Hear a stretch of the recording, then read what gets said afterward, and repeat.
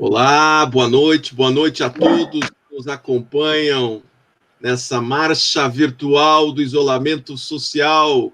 Boa noite a todos aqueles que estão nas redes sociais, no Instagram, no Facebook, no YouTube, que trabalham loucamente nas redes virtuais, todos aqueles que estão em teletrabalho ou que estão na linha de frente para combater a pandemia. Boa noite a todos. Esse é o programa Mundo do Trabalho em Debate, junto e em parceria com a editora RTM. Eu sou o professor Sandro Lunardi, sou professor da Universidade Federal do Paraná e também advogado, e seguimos com a nossa jornada em parceria com a editora RTM no projeto Prosa com o Autor. Hoje teremos prosa com as autoras. E nessa noite recebemos a doutora Laura Pedrosa Caldas e a doutora Ana Maria Aparecida de Freitas. Dizer também que esse é um projeto desenvolvido em parceria e com o apoio do Instituto Dez de Passos. Dez de Passos, para quem não conhece, foi um grande lutador das causas sociais deste país e um construtor do direito do trabalho. O trinômio que orienta o Instituto Dez de Passos é democracia, cidadania e liberdade, 3 temas muito importantes na atualidade. Saúde mental e pandemia. Este tema reúne 2 profissionais de habilitações distintas, mas que convergem em muitos conhecimentos que iremos tratar nesta noite. Então, a nossa convidada, teremos um bate-papo duplo, numa conexão Curitiba, com tempo frio e chuvoso, com o agreste pernambucano. E depois eu vou perguntar a temperatura e como é que está o clima por aí para vocês duas. Então, nós temos uma conexão no sul do Brasil, de Curitiba, a capital do Paraná, a capital de Paulo Leminski, o poeta maldito, e esse sim é coisa boa de Curitiba, mas também a conexão com o interior de Pernambuco. Só a rede virtual é que oportuniza esses encontros tão bacanas. E a doutora Laura e a doutora Ana, junto com outros tantos que já passaram por aqui, vão certamente trazer conhecimentos importantes àqueles que querem se aprofundar no tema. Passo agora, de imediato, a apresentação das nossas convidadas. A doutora Laura Pedroso Caldas é doutora e mestre em psicologia clínica nas instituições, é psicóloga perita do Tribunal Regional do Trabalho da 6ª Região, o TRT 6 é de Pernambuco. Psicóloga de saúde e segurança do trabalho da Eletrobras Chesf, organizadora e coautora de diversos artigos e livros. Dentre eles, gostaria de destacar intervenções psicossociais em assédio moral e organizacional, com Alice Sobol, que é minha colega aqui da Universidade Federal do Paraná, da psicologia. Grande abraço para minha amiga. E, evidentemente, o livro que nos reúne hoje, que é Entre o Tripalium e a Revolução 4.0, Saúde e Segurança no Trabalho. A outra convidada dessa noite é a doutora Ana Maria Aparecida de Freitas, que é magistrada do trabalho, juíza titular da 15ª Vara do Trabalho, creio eu, de Recife, pelo número, Recife, né? É doutoranda na Universidade de Buenos Aires, é mestre em Direito Processual pela Unicap Pernambuco e é pós-graduada em Atualização de Ciências Jurídicas pela nossa querida UBA, Universidade de Buenos Aires. É membro da Academia Pernambucana de Direito do Trabalho e foi gestora regional do programa Trabalho Segundo nos biênios 15, 16, 19 e 20, inclusive nesse momento. Vocês já vão dar a saudação inicial de vocês. Começo, então, pela querida Laura. Laura, conte-me como está o agreste pernambucano. Está muito frio aí? Não, está um clima gostoso. Nem está frio, nem está quente. Está muito bom, agradável. E aproveito aí para agradecer, né, o convite. Estou muito honrada.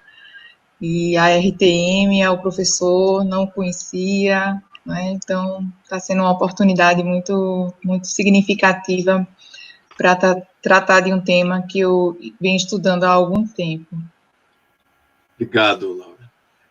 Eu quero agradecer de imediato ao Mário, da RTM, nosso editor-chefe, que é um lutador na promoção da cultura jurídica trabalhista, mas também, nesse caso, da cultura de todas as ciências sociais e, enfim, das humanidades, que são tão importantes na construção do pensamento, que são tecnologias sociais. Alguns desavisados acham que as humanidades não são tecnologias. Sim, somos tecnologias sociais, produzimos conhecimento e produzimos a melhoria da sociedade, um dia em que a universidade foi tão atacada, as universidades públicas. É uma tristeza.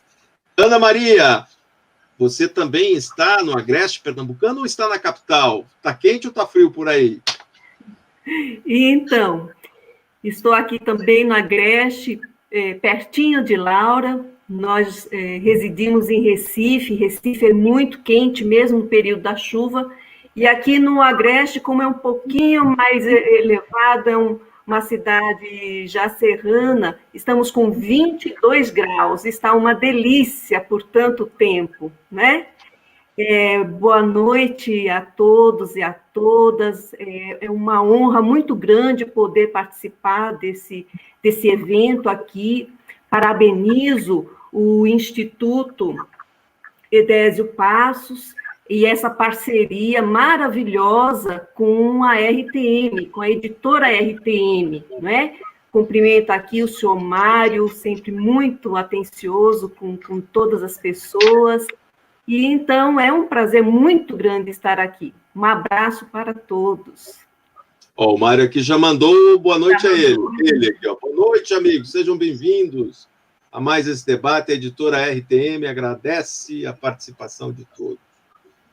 A gente vai abrir esse nosso encontro com uma música interessante de um poeta nacional brilhante, e que escreve letras e músicas, que é o Arnaldo Antunes, e a música se chama Fora de Si. Solta lá, Luiz. Eu fico louco, eu fico fora de si. Ele fica assim, eu fico fora de mim. Eu fico louco, depois eu saio daqui. Ele vai embora, eu fico fora de si. Eu fico louco, eu fico bem assim, eu fico sem ninguém em mim. Eu fico louco, eu fico bem assim, eu fico sem ninguém em mim.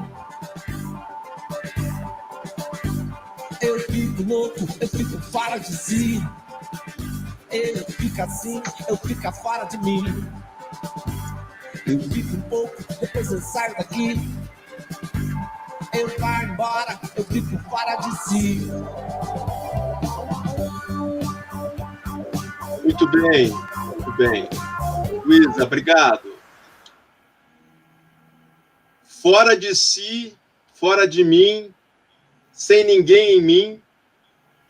É evidente que tem um retrato poético, né, do artista, mas isso tudo quer dizer que a saúde mental adquire um valor fundamental nesses tempos, e, sobretudo, em tempos de isolamento produzido pela pandemia. E, certamente, essa noite nós vamos tratar de um tema que é bem importante, que chama muito a atenção das pessoas. O equilíbrio mental, emocional é essencial para o desempenho de qualquer atividade, e todos nós fomos tomados pela pedagogia cruel do vírus, como diz Boaventura de Souza Santos, que é o inimigo invisível que estabeleceu a sociologia das ausências. E essa sociologia das ausências é preenchida pela tecnologia que nos aproxima, mas também nos distancia. Vamos começar a nossa prosa, a prosa com as autoras, e prosa porque os mineiros, eu sou paranaense, curitibano, mas a editora é de Minas, e prosa é uma coisinha mais mineirinha, assim, né? Mas a prosa será muito boa. E começo com a doutora Ana. Conte-nos, doutora Ana, como vai a saúde mental dos magistrados? Está boa, bem, todo mundo equilibrado? Pois é. Eu, no meu caso, eu sou paulistana, veja só. Paulistana e morando em Recife, não é? Vejam, esse livro, que foi editado pela editora RTM, ele foi feito em parceria, não é?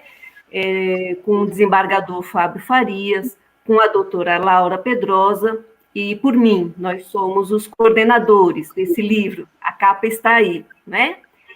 E esse livro ele foi pensado no sentido de se fazer algo técnico, científico, de poder registrar aquilo que nós vivenciamos em um trabalho que fazemos por intermédio do Tribunal Regional do Trabalho da Sexta Região. Existe um programa, o programa Trabalho Seguro, do qual eu sou gestora, como já foi dito anteriormente, e então a ideia era de reunir em um livro o saber de vários parceiros que nós temos. Então, ele foi escrito por magistrados, por psicólogos, por engenheiros, por fisioterapeutas, por vários, há um conjunto de psiquiatras, não é? Então, há um conjunto de profissionais vinculados por esse trabalho especial, que é esse programa Trabalho Seguro, não é? Nós destacamos esse capítulo, dei uma coisa muito breve a respeito, porque eu acho que o interessante é ter o livro, não é? Destacamos porque ele foi escrito por nós três, por nós que somos os organizadores. E ele trata justamente do seguinte tema, não é? O título desse artigo é Temes entre malhetes e riscos do ofício, cuidando do julgador, e é um estudo elaborado mais voltado para os magistrados. Então, é um artigo que vai dizer sobre as competências do ofício do magistrado, né? Vai tratar sobre questões que ele enfrenta no seu dia a dia, pautas intensas, sentenças, decisões, e muitas vezes situações extremamente difíceis, embaraçosas.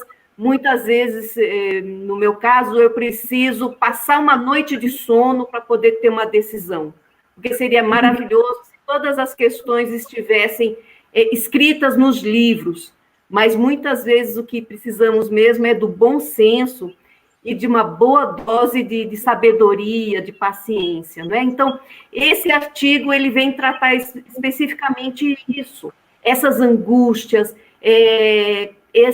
esse conflito que muitas vezes o julgador ele passa no seu dia a dia, esses momentos de solidão, é uma atividade que muitas vezes há necessidade da solidão, do isolamento, e trata, então, desses fatores estressores, da precarização, do grande volume de trabalho, não é? Principalmente nós que somos da Justiça do Trabalho, trabalhamos e muito, em especial nesse período de pandemia, eu acredito que eu tenho trabalhado o dobro, porque é um desdobramento, é um doar, né? Para que aqueles processos todos sejam solucionados o mais rápido possível. E então é isso, e convido a todos, a todas, que possam ler esses artigos maravilhosos que foram pincelados com muito cuidado, com muita atenção, para compor essa obra que é o Tripalium, entre o Tripalium e a Revolução 4.0. Certamente, Ana, certamente o livro, eu pude olhar o sumário, ele não tive tempo de ler ainda, mas entre o Tripalium e a Revolução 4.0, saúde e segurança no trabalho. Saúde, segurança são temas sempre atuais, sempre atuais. Por isso, Laura vai nos contar como é que, em tempos de pandemia, em tempos de isolamento social, o isolamento é social, mas não há confinamento de ideias, as ideias têm que circular livremente, não é isso? Mas eu, pessoalmente, até participei, até interessante isso que Ana tratou, participei de uma sessão telepresencial no tribunal e fiquei acompanhando. Certamente ele desgasta mais, esgota mais a pessoa do que uma sessão presencial. A telepresencial certamente será objeto de estudo, possivelmente pela Laura em tempos, para mostrar que a nossa pilha é sugada. Mas, Laura, conta para nós quais são os principais transtornos e sintomas nesse momento. Primeiro diz o que é transtorno, depois nos conta o que é sintoma e o que está acontecendo nessa pandemia que você já tem visto. Boa noite. Boa noite, mais uma vez, professor. Ana trouxe aí algumas questões, e vou, a partir da fala de Ana, vai contribuir bastante para essa compreensão. Primeiro, o que é transtorno? Transtorno difere da doença, porque a doença tem um protocolo mais ou menos pronto. Então, nós temos um protocolo do Covid-19, que são uma frequência de sintomas, a intensidade de sintomas. Isso faz parte de um protocolo que faz com que o médico dê um diagnóstico de uma doença. O transtorno, ele tem o aspecto da subjetividade. Tem fatores agregados a esse adoecimento que não são possíveis de uma metragem, né, de uma mensuração quantitativa da mesma forma que as demais doenças, né, porque a gente não tem como fazer uma ressonância dos sentimentos, não tem como apalpar, né, Ana? Apalpar, né, os sentimentos, né? Então, é um transtorno porque ele traz quadros, um conjunto de sintomatologia que nos leva a esse diagnóstico. Então, por isso que o DSM-5, né, que é o Diagnóstico de Saúde Mental, é um instrumento internacional que tem as doenças psíquicas, né, os transtornos psíquicos, que no CID-10, né, na Classificação Internacional de Doenças, são as doenças do grupo F, mas que, se a gente prestar atenção, todas são doenças, exceto as psíquicas, que a gente chama de transtorno mental. Mas que no senso comum, né, a gente trata de doença, saúde, nessa relação de saúde e doença. E já falando um pouco sobre esses transtornos, também quero trazer uma questão importante, conceitual, que no senso comum a gente fala em saúde mental, né? Então, eu sempre tenho esse cuidado de falar que, na verdade, estamos trabalhando sobre a saúde psíquica. E a saúde psíquica, ela inclui a saúde mental e a saúde comportamental. A saúde mental tem a ver com, de fato, os transtornos, as doenças que estão ali classificadas. A depressão, a ansiedade, o pânico. E o transtorno comportamental, ele fala da forma como o sujeito age na sociedade, quais são as condutas que estão aderentes ou não àquele contexto social ao qual a gente está inserido. Então, por exemplo, é esperado que uma pessoa, num momento de festividade, ela esteja ali feliz, pulando, brincando, recebeu uma boa notícia. Não é esperado na nossa cultura, não é, que no momento de luto as pessoas estejam festejando dessa forma.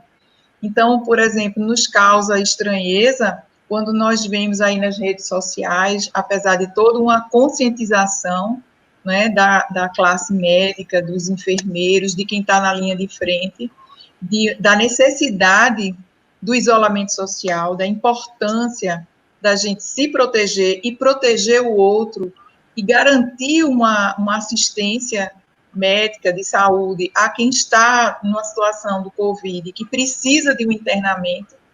Então, existe todo um trabalho constante na mídia de conscientização e nós vemos pessoas aí fazendo festas, lives e transgredindo. Então, é um comportamento que sugere um transtorno, uma vez que é distoante daquilo que a sociedade espera e que as relações sociais também esperam, né? Então, quais são esses principais transtornos que nós estamos vendo nesse momento, né? Então, a gente vê aí pessoas com problema de ansiedade. é um dos problemas mais graves, porque existe uma aceleração do pensamento em função do volume de informações que nós recebemos, que nós temos acesso, não é? Então, essa é uma questão. Nós estamos o tempo integralmente útil para tudo, estamos integralmente útil para a família, integralmente útil para o trabalho, integralmente útil para as redes sociais. Então, isso tudo gera comportamentos que não são adequados. A exemplo da irritabilidade, agressividade, as compulsões, né, que tem crescido bastante nesse momento, que é uma forma da gente desviar, né, esse nível de ansiedade, de tensão, de estresse. Então, as pessoas estão bebendo mais, comendo mais, né, fumando mais, enfim. E tem o outro lado, né, que aí também dentro dos transtornos comportamentais, que é a melancolia, a desesperança, a dificuldade de lidar com o medo do desconhecido, o medo da contaminação, o medo da doença, o luto, não é? Cada um de nós, de uma forma ou de outra, está vivendo o luto, né? Ou perdemos pessoas na família, ou perdemos amigos, ou pessoas conhecidas. É praticamente impossível, se a gente pensar numa estratificação, que alguém não conheça alguém que morreu de coronavírus, se nós temos mais de 38 mil mortos no nosso país, não é verdade? Então, assim, todo esse contexto atual, ele não é que essas doenças, esses transtornos, eles já não existissem. O que a gente explica é o seguinte, que há uma predisposição, há uma vulnerabilidade, e esses transtornos, eles têm sido potencializados. Então, hoje, nós estávamos, né, Ana, conversando, eu, Ana e o esposo dela, que é advogado, e estávamos falando exatamente de como as pessoas estão vivendo situações de muito conflito, dificuldade de lidar com frustração, dificuldade de lidar com figuras de autoridade. Então, são reações de quem está vivendo um momento de isolamento, não é? Porque se eu estou na linha de frente, se eu faço uma atividade de campo, eu tenho todo um medo e uma reação em relação à própria doença, inclusive de trazer isso para dentro de casa. Se eu estou isolado em casa, eu estou tendo que me adaptar a uma realidade que, a princípio, talvez a maioria das pessoas não esperassem passar tanto tempo dentro de casa. Então, todas as nossas dificuldades, conflitos para lidar com a manutenção da casa, levando a questão de gênero, a toda a adaptação da mulher para lidar com a casa, com a educação dos filhos, que agora é um modelo de educação que mudou da noite para o dia, um modelo de trabalho nosso que mudou da noite para o dia. Não é? Então, assim, são vários fatores, não é, que vão gerar situações como essa. Então, tem crescido o número de ideação suicida, de suicídios, né? Então, assim, a gente sabe que a questão propriamente dita do suicídio, ela é subnotificada, mas tenho conhecimento, né, de uma forma empírica e de profissionais de saúde, do aumento do número de mortes de suicídio de médicos e enfermeiros que não estão conseguindo dar conta, né, desse sofrimento, né? Então, pessoas com transtorno de sono, e aí vem todo um rebatimento no trabalho, porque muitas empresas ainda têm aquela estrutura, né, de uma atividade de trabalho. E aí vamos pensar em nós três temos uma atividade comum, nós três somos docentes. Então, Laura, se a gente tem... Não. Eu vou colocar uma tela só para ilustrar isso que você está falando, que é o monitoramento global de contaminação por coronavírus. Eu acho que é de conhecimento de muitas pessoas. Se você puder colocar, olha aí, sobe um pouquinho, tem o dado, acho que você desceu um pouquinho. No momento, nós temos isso, olha aí, nós temos 7.347.000 pessoas contaminadas, né? O Brasil é o vice-líder desse ranking, com 739 mil pessoas. Claro que muitas delas, importante também que a gente fale, que existem muitos recuperados, né? Claro. O nosso índice de recuperados é alto, mas isso nos trouxe 39 mil mortes, o que é grave, triste, difícil. E todo esse contexto vai encontrando um terreno fértil para povoar nossos corações e mentes com pensamentos que vão distorcendo a realidade, né? Porque as ansiedades, os transtornos, na verdade, estabelecem uma percepção do real que vai diferenciando, e isso vai trazendo angústias, sensações, e vai, evidentemente, se traduzindo numa dificuldade para a pessoa ou para a convivência com os outros, né?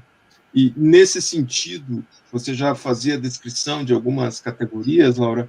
Eu até gostaria que você detalhasse mais como é que isso tem... quais são as atividades que estão mais próximas a um possível adoecimento, né? Estão mais expostas a um adoecimento de natureza psíquica, emocional, psicológica, enfim. Professor, nós não temos ainda pesquisas fidedignas, não é o termo, mas pesquisas realmente falando sobre as categorias, né, prevalentes em termos de danos psíquicos em razão do Covid. Mas não tem como negar, né, os profissionais de saúde, eu acho que é o carro-chefe, né, e aí a gente vai destacar o medo da contaminação, o medo de retornar ao lar, a solidão na tomada de decisão, né, eu assisto muitos médicos aí não tomando decisões, inclusive, assim, só tem um leito, quem está numa situação de maior risco, quem é que eu vou salvar? Né? Então, isso são fatores que comportam adoecimento psíquico, não é? E é preciso ter uma estrutura psíquica muito bem fortalecida para que essa situação atual ela não desencadeie um adoecimento, né? Que fique num nível de sofrimento, né? Mas que não desencadeie. Mas, digamos, se eu tenho uma predisposição a uma doença cardíaca, né, é muito fácil aí para um magistrado, para um advogado, conseguir fazer identificar um nexo de causalidade a partir, por exemplo, de um estresse pós-traumático, num bancário que foi assaltado, por exemplo. Mas quando a gente fala de uma doença, né, de um transtorno, e por isso um transtorno que é carregado de uma subjetividade, é muito mais complicado esse nexo quando a gente pensa nas categorias profissionais. E aí, nesse momento, eu queria chamar a atenção em dois polos, né? De um lado, os profissionais que estão no campo, né? E os profissionais de saúde, de limpeza, funerária, transporte, empresa de energia, onde eu trabalho, então os profissionais, né? A gente está aí com todo um trabalho de prevenção e de acompanhamento desses profissionais que estão em linhas energizadas, né? E que não pode parar, a energia não pode parar. Profissionais de limpeza urbana, não pode parar, né? E tem aí um aspecto da subjetividade de cada atividade e de cada trabalhador. Então, se eu já tenho uma predisposição a qualquer tipo de adoecimento, é lógico que nesse momento ele vai desencadear, ele vai emergir, né? E a outra categoria que eu quero chamar a atenção é o outro polo, somos nós que estamos tentando nos adaptar ao teletrabalho, né? Porque a gente saiu aí no dia 15, 16, você saiu do seu escritório, eu saí da minha empresa, a Ana saiu do tribunal, e nós carregamos o nosso escritório para dentro de casa, não é? Quem tem aí sua diarista, sua empregada, ela está na casa dela, né? Está no trabalho, em casa ou na casa dela, e a gente está tendo que assumir todas essas atividades ao mesmo tempo, como eu já havia falado. Então, essa conciliação de papéis, não é, que nós estamos vivendo, para além do recorte de gênero, é um fator adoecedor. E aí, somado a isso, existe um fator que é o despreparo do próprio corpo gerencial, né, na maioria das empresas. Então, esses gestores, eles também não estão preparados, embora a gente saiba que o teletrabalho não é algo recente, mas é algo recente para a grande maioria que está nesse momento. Então, o que a gente percebe é a dificuldade em manter o poder diretivo que existia no trabalho físico, né, onde eu saía da minha casa e ia para o meu trabalho, para um trabalho dentro de casa. Né? Então, assim, há um limite muito tênue entre o poder diretivo das empresas, dos empregadores, e a invasão de privacidade. Né? Situações que passam pelo lado jocoso, né, de brincadeiras, porque a pessoa, sei lá, está se alimentando, ou acabou de se levantar, né?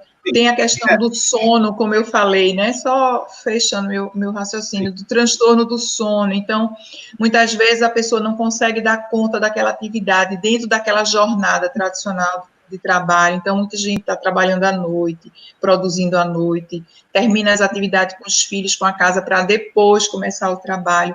Então, toda essa desorganização, né, que se tenta organizar do trabalho dentro de uma casa, ela é um fator que também as empresas precisam estar atentas, porque aí eu vou passar aí para o senhor e para a Ana, porque isso provavelmente, para além do adoecimento, isso pode gerar uma lide trabalhista, né? Porque há um excesso também, né? Um excesso de controle e fiscalização, falta de limites de jornada, falta de pausas.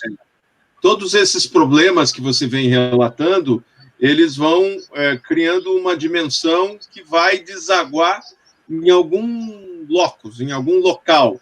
Ele vai desaguar na própria saúde do sujeito, pode desaguar no judiciário, pode desaguar em conflitos familiares, por conta do desequilíbrio do tempo de trabalho e do tempo de afazeres domésticos. E aqui até veio uma pergunta, né, do Emerson Viana, que é dirigente sindical de Maringá, no Paraná, no norte do Paraná, dizendo o seguinte: o transtorno mental pode ser considerado um comportamento que é decorrente da pressão e do medo, pode até suscitar ações violentas, e a gente acaba, por vezes, presenciando, assistindo situações até que são, do ponto de vista lógico, racional, inexplicáveis, mas que, para aquela pessoa, para aquele ser humano, ou para aquela situação concreta, pode gerar uma reação desproporcionada.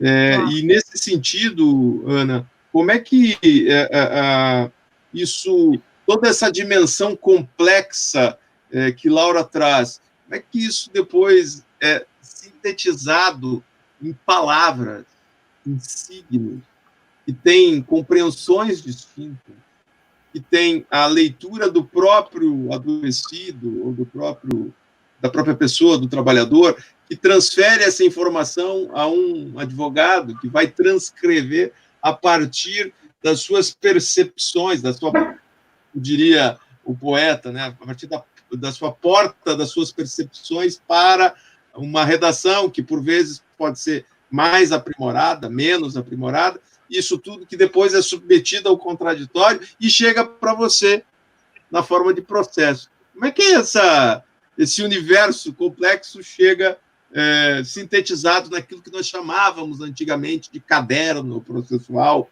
que agora é o caderno processual eletrônico, Ana? Pois é.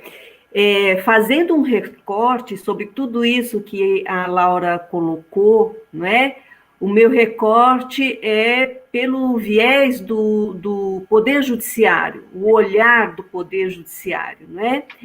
E aí, como o senhor mesmo falou, esse caso, esses fatos, eles chegam no Poder Judiciário por intermédio dos advogados, São os advogados que vão peticionar, já que a jurisdição ela é inerte. O que significa isso? Significa que o juiz ele não faz nada se ele não for provocado.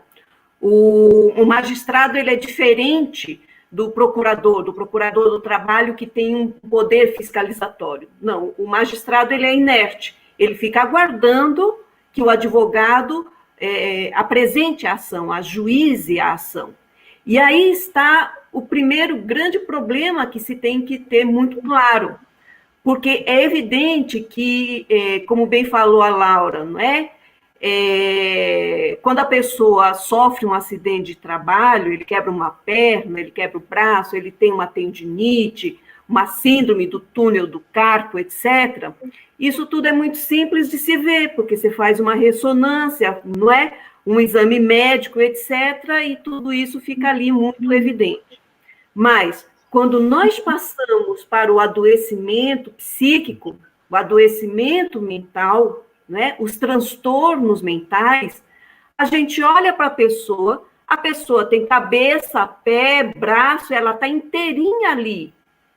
E muitas vezes a gente não consegue verificar se realmente houve isso.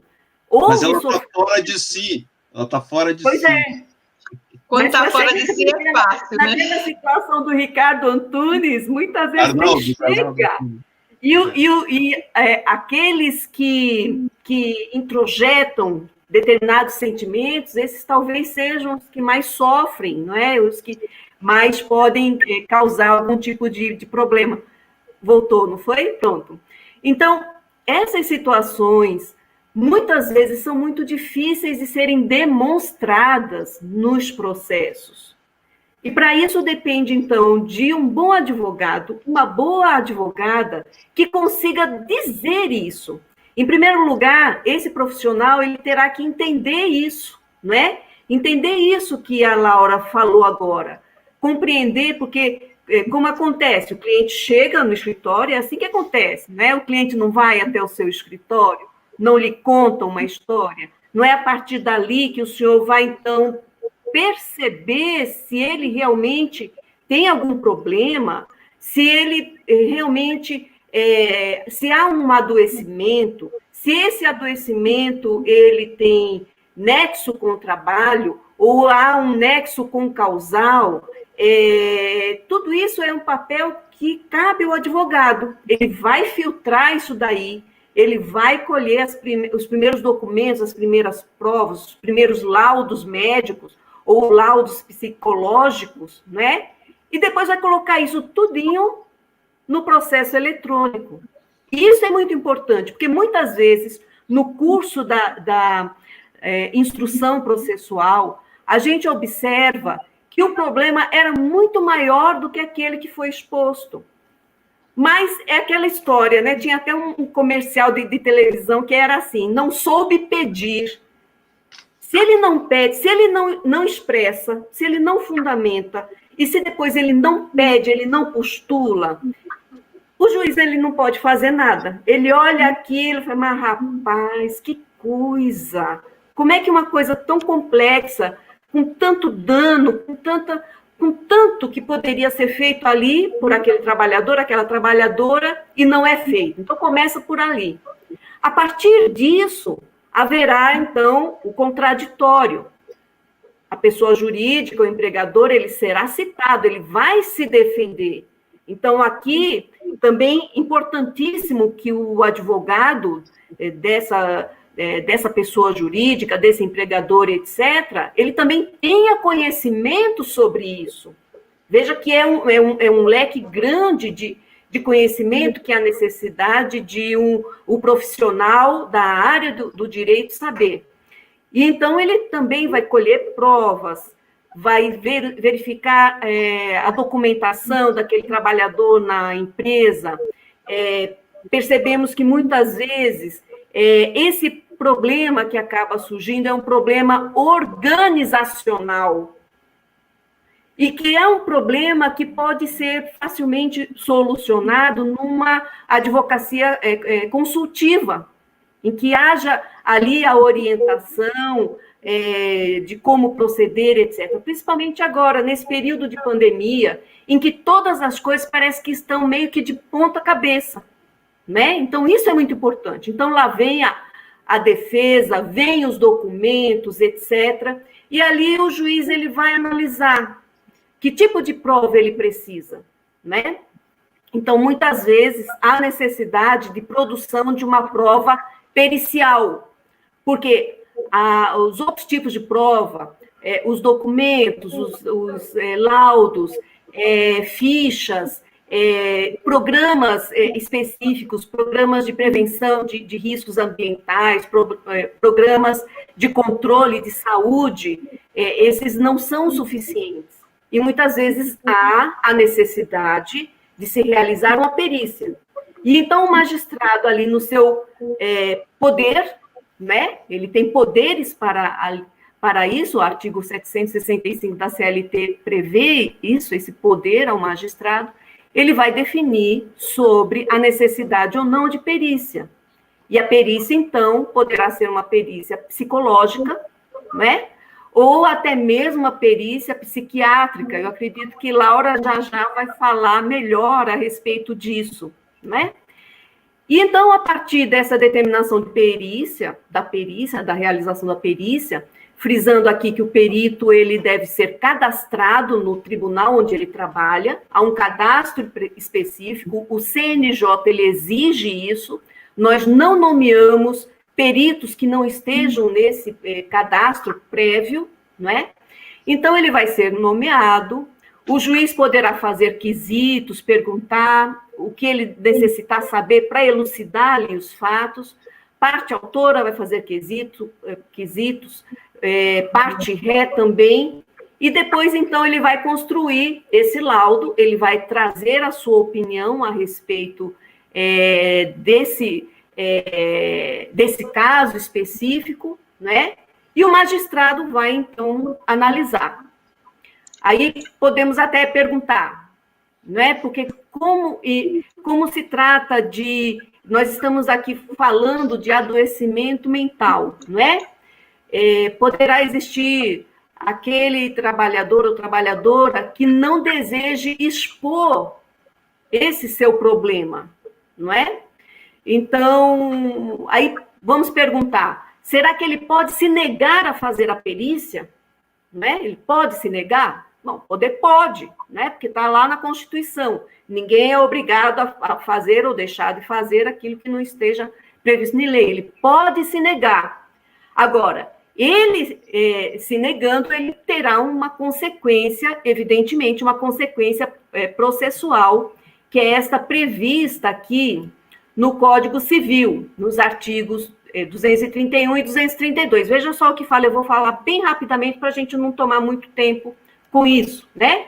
Ele diz assim, aquele que se nega a submeter-se a exame médico necessário, médico, psicológico, psiquiátrico, não importa, não poderá aproveitar-se de sua recusa. Então, se ele recusou, evidentemente, pressupõe-se que há um resultado negativo para aquilo que ele pretende demonstrar, né? Eu queria aqui também deixar bastante claro, eu não sei se eu ainda tenho um tempinho para falar a respeito disso, mas veja, essa questão ela é muito importante, porque a depender da situação, se realmente há a demonstração, a comprovação que aquele adoecimento do trabalhador decorreu das condições de trabalho, da forma, não é, como o trabalho foi processado, né? O empregador ele poderá sofrer consequências enormes, não é? Desde a possibilidade de uma ação regressiva, na hipótese desse trabalhador ser afastado e entrar em benefício previdenciário da espécie B91, que é aquela do auxílio doença acidentário, né? Então, poderá existir uma ação de regresso do INSS contra aquele empregador, poderá aumentar a tributação daquele empregador com aumento do FAP, o fator de prevenção, acidentário de prevenção.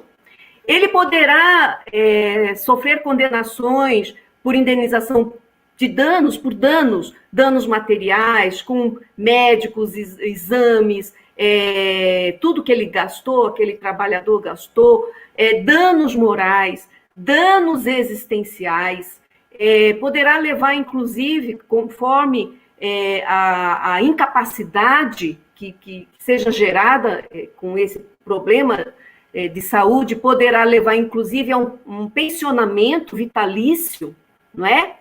Eu não sei se Laura vai chegar a tratar de, por exemplo, casos extremos de ideação suicida, etc. Então, vamos imaginar que chegue ao ápice, né? E esse trabalhador chegue a cometer o suicídio. Então, seus sucessores terão direito de postular ali indenização, pensão, etc. Então, vejam que nós estamos tratando de algo bastante sério, né? Sim. Bastante complexo e sério, realmente. Eu converso nessa noite fria, curitibana, mas temperada no agreste pernambucano, com Ana Freitas e Laura Pedrosa. Depois que vocês me contaram que estavam na cidade de Gravatá, eu fui dar uma olhadinha no mapa e vi que ela está no meio, ali entre Recife e Caruaru. A Feira de Caruaru, imortalizada na música de Luiz Gonzaga, que já estive lá, que é sensacional, que não deve estar funcionando no momento, né? Deve estar parada por conta da pandemia. Oi? E o forró de Caruaru. Forró de Caruaru também dançado aqui em Terras Sulinas. Deixa eu só registrar as presenças aqui do Emerson Viana, do André Silva, do Lucas Freitas. O Emerson é de Maringá, o André é de Londrina, o Lucas Freitas eu não me lembro, o Ronilson o Lucas Freitas é meu filho. Olha aí, olha aí. Registrando a audiência. O Ronilson, que é o colega advogado do Sudoeste do Paraná, a Cleuci Galindo, o Mário já registrado, tem outras pessoas, o Felipe Negromonte, a Mariana Negromonte, o Matheus Vieira, a Maíra Lima, a Vera Regina Benato, o Lindomar Maximiano, a Marzi Damin, que é de Lisboa. Lembrando que a Super Luísa, que nos dá o suporte, nesse momento fala da cidade de Coimbra, Portugal. Está já a mais 4 horas da gente. Mas, seguindo com o nosso bate-papo com Ana e Laura, Ana, conte-nos como é que você tem contornado os tempos de solidão ou de saudade do trabalho presencial, estabelecendo conexões com as pessoas que a gente gosta, né? O espaço do trabalho é indispensável para a sociabilidade das pessoas. E quando esse momento chega, para você não ficar fora de si, o que você tem ouvido, lido, assistido, filme, série, música? Como é que você contorna esses momentos nostálgicos que o isolamento proporciona? Olha, professor, falando em saudade, mandando um beijo enorme para todas essas pessoas, em especial para o meu filho Lucas. Meu esposo está aqui do meu lado na maior vibração. Minha filha também, lá em Lisboa, também tenho uma filha lá em Lisboa. Minha querida Cleusi, ela também é autora aqui nesse livro. E ela trabalha comigo, né? Então, um beijo enorme no coração de todos vocês. É assim que a gente acaba com a solidão. E eu sou muito ativa no meu dia a dia, e então eu faço milhares de coisas, todas ao mesmo tempo, e garanto que dá tudo certo.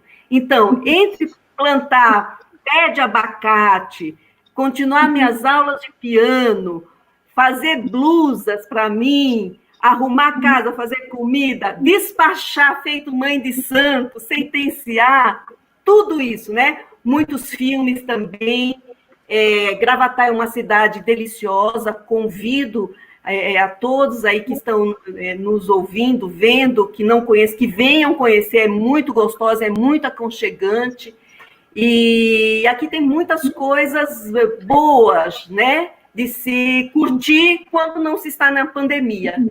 Quando se está, então, filmes, Eu tenho feito, assim, várias coisas, eu gosto muito de artesanato, adoro cozinhar, e então é assim, a solidão e o dia inteiro, então, ali com o celular, porque a nossa comunicação agora é dessa forma, tanto com o trabalho, como com os amigos, com a família, com todos. Obrigado, Ana. E você, Laura, o que tem feito para deixar encapsulada a tristeza e a solidão, congelar esses sentimentos que podem nos colocar em xeque, em dúvida com a nossa existência? A música, a leitura, a TV, a arte, o que você faz nesses momentos em que o fantasma da solidão, da tristeza se aproxima? Professor, eu moro sozinha, né? Sou separada, moro sozinha. Minha filha já tem a vida dela, casada, né? Então, tenho me aproximado muito das pessoas por meio das redes sociais, né? Então, ontem mesmo eu tive uma oportunidade de fazer uma live com uma amiga que nós somos amigas desde os 12 anos. Então, se você tem ideia, eu tenho 55 anos, pense quantos anos de amizade. Né? Então, foi um belo encontro, de muita emoção, né? Como eu falei para a Ana, de muito brilho nos olhos, né? Conversar sobre espiritualidade, solidariedade, né? De como lidar com o medo, com a solidão e com o luto. Né, foi a nossa live ontem com essa minha amiga, Carla. Estar com minha filha, né, quando é possível, às vezes ela vem ficar comigo. O trabalho como psicóloga é algo muito importante, foi sempre uma escolha na minha vida, então é um trabalho que eu digo que é vocacionado, e eu tenho a felicidade, eu acho que talvez um pouco egoísta, de dizer que nesse momento eu tenho ajudado algumas pessoas como psicóloga, né, tanto na empresa onde eu trabalho, como dando suporte a algumas pessoas, né, familiares, né, lógico que tive alguns desafios de criança com ideação suicida, com tentativa de suicídio, criança, não estou falando nem de adolescente, né, de pessoas idosas que não estão conseguindo lidar com esse momento. Então, ao mesmo tempo, professor, que é um desafio, é também algo que engrandece você saber que nesse momento você pode contribuir. A minha profissão, nesse momento, realmente, ela contribui bastante. Né? Então, assim, algumas... realiza as pessoas, a gente, né? É claro. Eu gosto demais do meu trabalho. O CRP flexibilizou o atendimento agora via telepresencial, né? Isso facilita muito o contato, né, da pessoa que precisa, daqueles que conseguem acessar um profissional, né? Isso é muito importante, né? Ou seja, você contornou a solidão se realizando na profissão e, claro, se aproximando ainda mais da... Tem outras coisas também, né, professor? Eu gosto de música, adoro filme, ando de bicicleta, porque eu estou num lugar que é no campo, ando de bicicleta, levo sol, tenho escrito bastante, escrevido é triste, né? O vídeo é horrível. Mas, Laura, conta pra gente. Eu sei que a gente já está com 53 minutos de live aí, e a gente já vai caminhando para o final. Eu contei para vocês, né, que passava bem rápido. A prosa passa rápido. E a prosa é boa, com gente boa. A gente está fazendo com prazer, né, professor? Sim, claro. Eu inventei essa atividade de live no meio da pandemia para poder criar, pensar, programar, estudar. Eu não consigo preparar as aulas integralmente, preparo os temas, que depois eu vou usar nas aulas, e aí a gente vai fazendo tudo ao mesmo tempo agora, também, como diz o Titãs. Mas, Laura, é importante a gente, até por conta dessa questão que você levanta, desse teu trabalho, agora falhou, o psicólogo, no que ele difere do psiquiatra?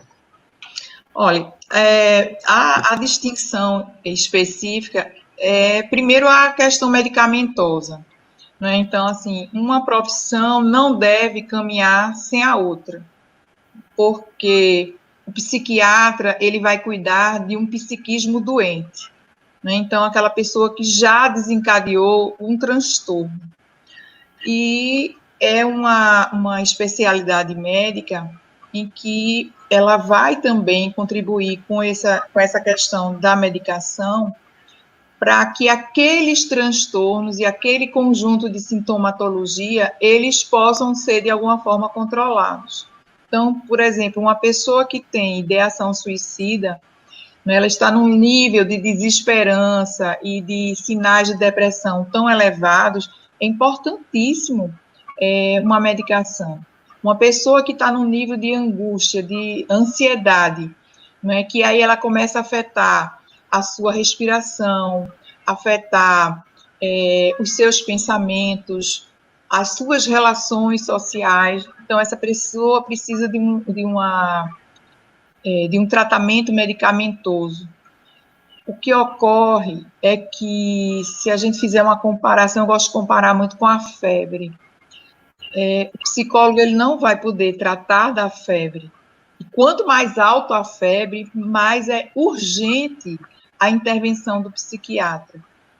O que o psicólogo vai tratar é exatamente das razões para essa febre. Não é? Enquanto essa febre não puder ser minimizada ao ponto de que a pessoa consiga resgatar a sua saúde, esses dois profissionais precisam andar de mão dada. Né? Então, assim, hoje a gente fala muito de uma psiquiatria humanizada, exatamente porque a gente consegue fazer um trabalho em parceria, um não trabalha sem o outro. Né? Então, quando o psicólogo percebe que o nível de comportamento e o nível de adoecimento psíquico está, digamos assim, prejudicando essa pessoa e tem um risco, inclusive, de vida, não é? Porque imagine uma pessoa que ela está numa ansiedade e ela tem dificuldade, inclusive, de respirar. Essa pessoa, ela adquirir um coronavírus é muito mais rápido, porque a imunidade dela está baixa. Então, se ela tá com a imunidade baixa, o risco de doenças oportunistas, como é o caso do vírus do Covid-19, ela está muito mais vulnerável. Então, é basicamente essa diferença. Porque o psicólogo, ele cuida também do funcionamento normal, entre aspas, né? Adequado, digamos assim, do indivíduo, né? Mas, em algum momento, e aí a gente falando aí, eu até aproveitando aí o que a Ana falou em relação à perícia, né, aí há um aspecto complicador. A gente está falando de um nexo causal ou concausal que tem vários fatores, e aí Ana já recebeu perícia minha e sabe, a gente tem que trabalhar pela exclusão, professor. Primeiro que um profissional perito nessa área, ele não é suficiente ele ser um psicólogo ou um psiquiatra clínico. Ele precisa ter um conhecimento muito grande sobre trabalho e subjetividade. O sentido do trabalho para mim não é o mesmo para o senhor, não é o mesmo para a Ana, e não é o mesmo para o meu colega, meu som. Estão me ouvindo? Certo.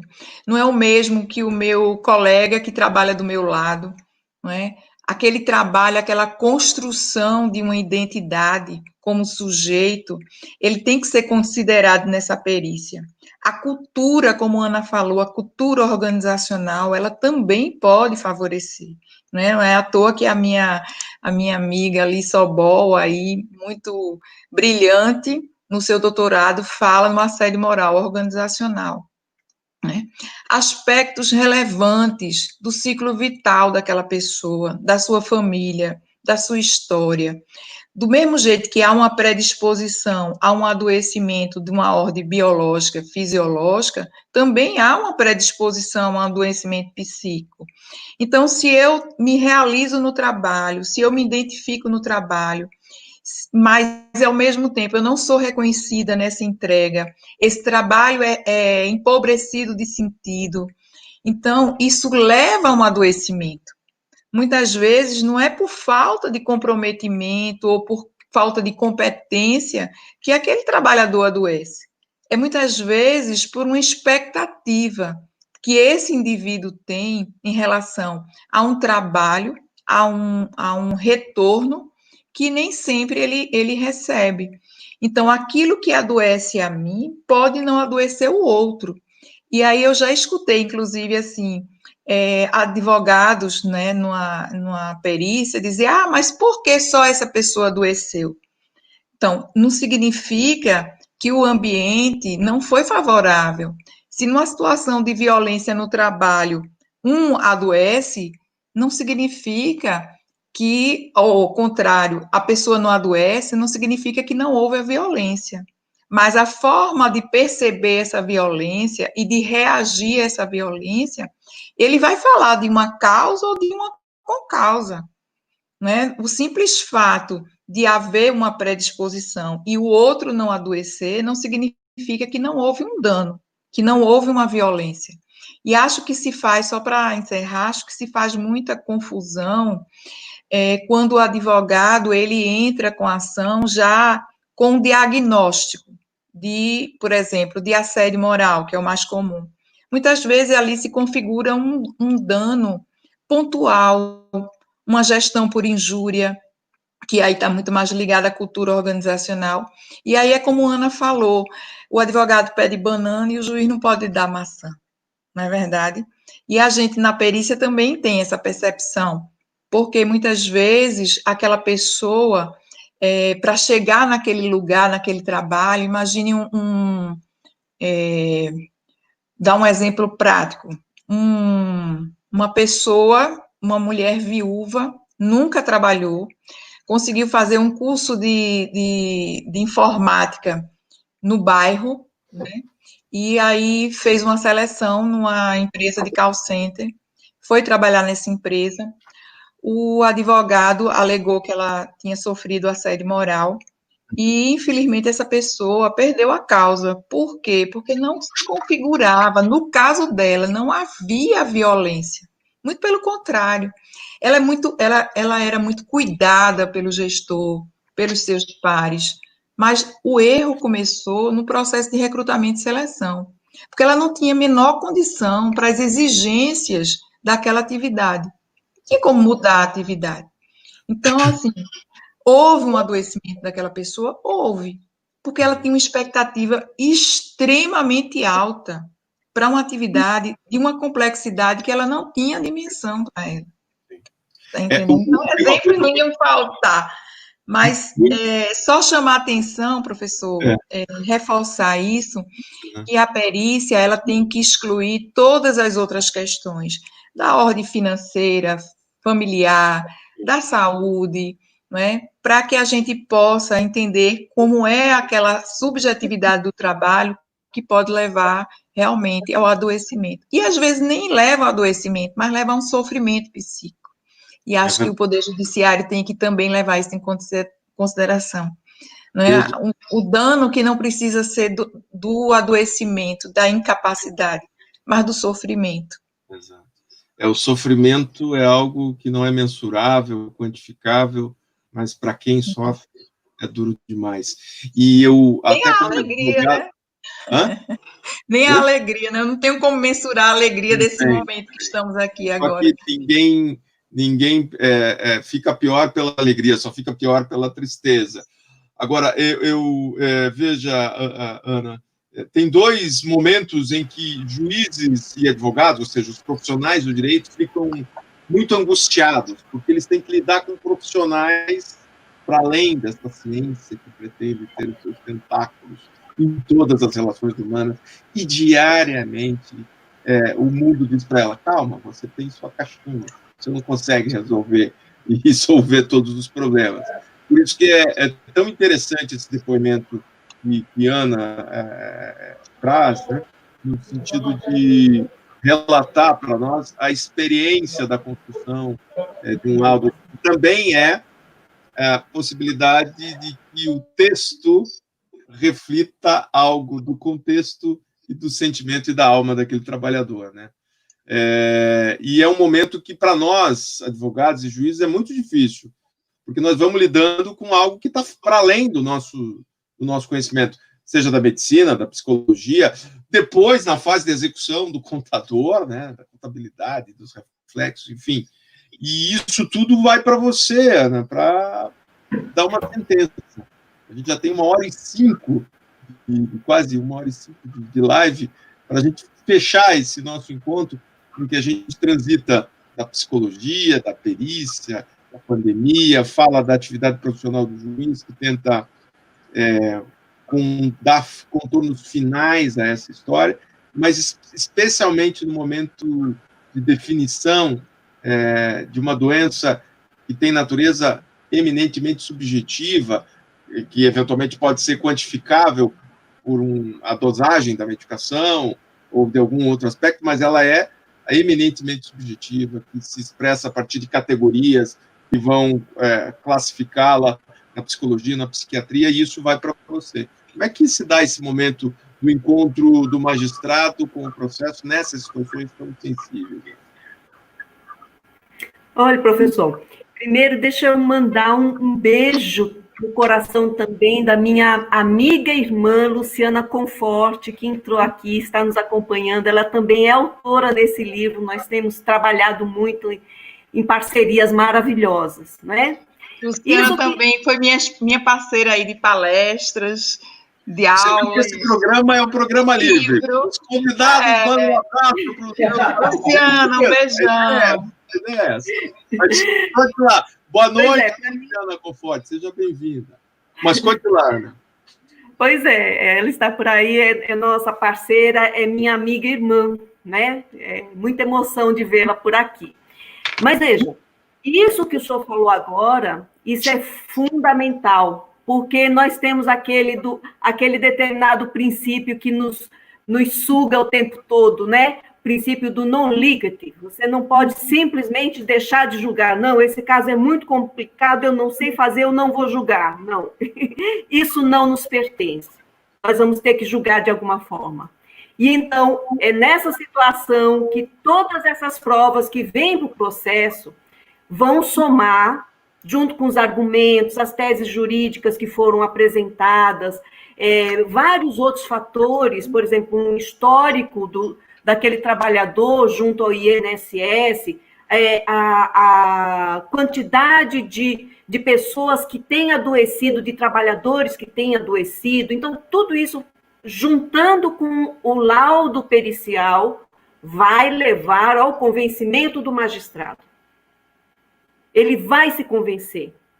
E é exatamente em razão disso que nós precisamos, muitas vezes, essas provas, a prova documental, a prova testemunhal, outros documentos que venham para o processo, médicos, etc., tal, eles não são suficientes e há mesmo a necessidade de nomeação de um perito, ou um perito, conforme o caso, um psicológico, um psiquiátrico, né, ou algum outro ramo da ciência para fazer aquela verificação. Então, o perito, ele é justamente isso. Para que serve a perícia?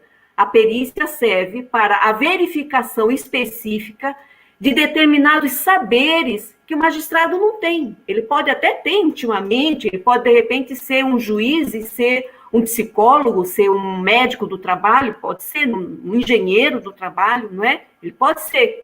Mas, numa situação como essa, onde há necessidade específica de determinados saberes, é por intermédio do perito, que é um expert, ele tem expertise suficiente para dirimir ali.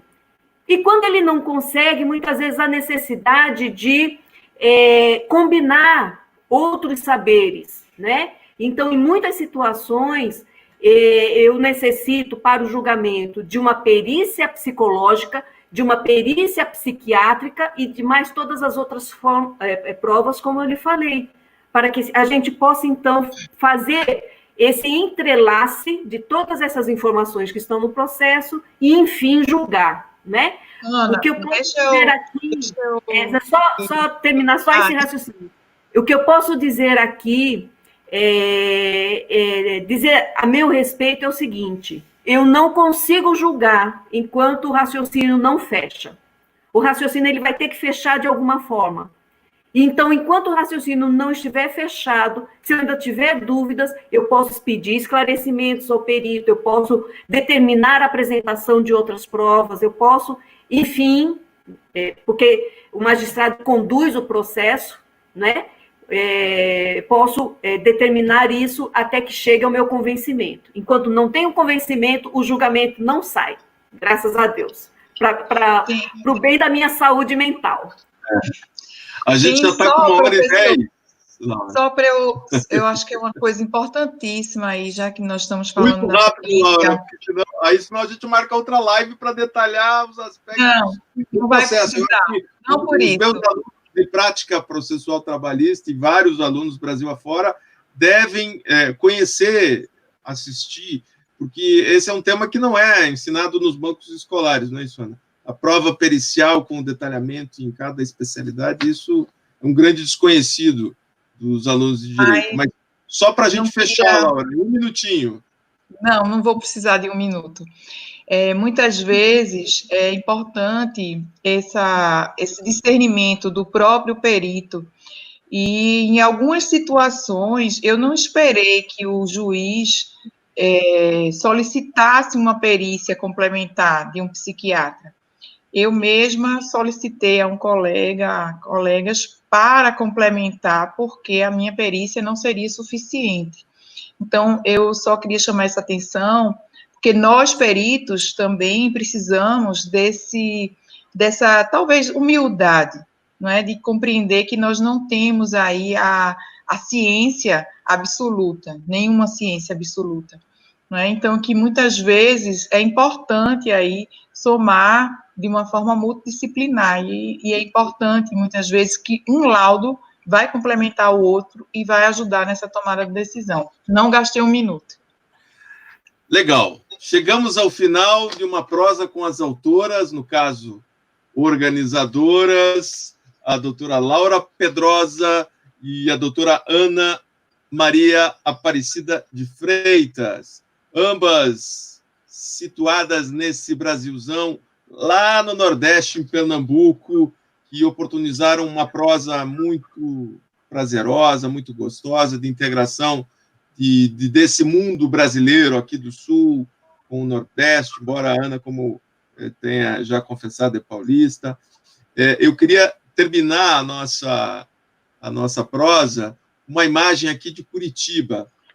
Curitiba, dizem que o curitibano é muito tímido, e contam, inclusive, uma piada que o coronavírus transportou para o Brasil inteiro o estilo de vida curitibano, bastante tempo em casa e sem poder cumprimentar as pessoas, sabe? Só baixa um pouquinho aí a imagem, Luísa.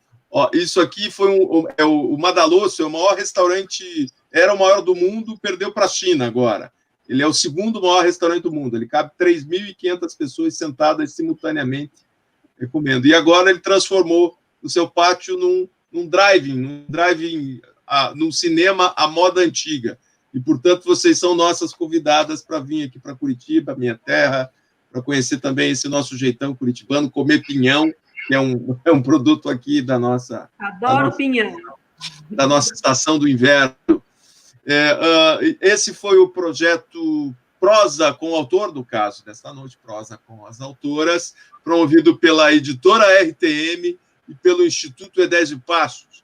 Eu quero agradecer a todos de vários pontos do Brasil, do Norte, do Nordeste, do Sul, de Minas, a Karen Pereira, vários outros que já participaram conosco, a Maíra, e você que nos dá audiência nesse momento e que depois pode assistir esses vídeos no YouTube e no Facebook, nos nossos canais no Instituto Edésio Passos. Eu quero agradecer muito a oportunidade de conhecê-las e conversar com vocês. Certamente ficaram vários temas para a gente explorar em outros encontros, mas de forma muito efusiva, com um abraço virtual, agradecer a doutora Ana e a doutora Luísa por essa noite. Muito obrigado, boa noite a todos.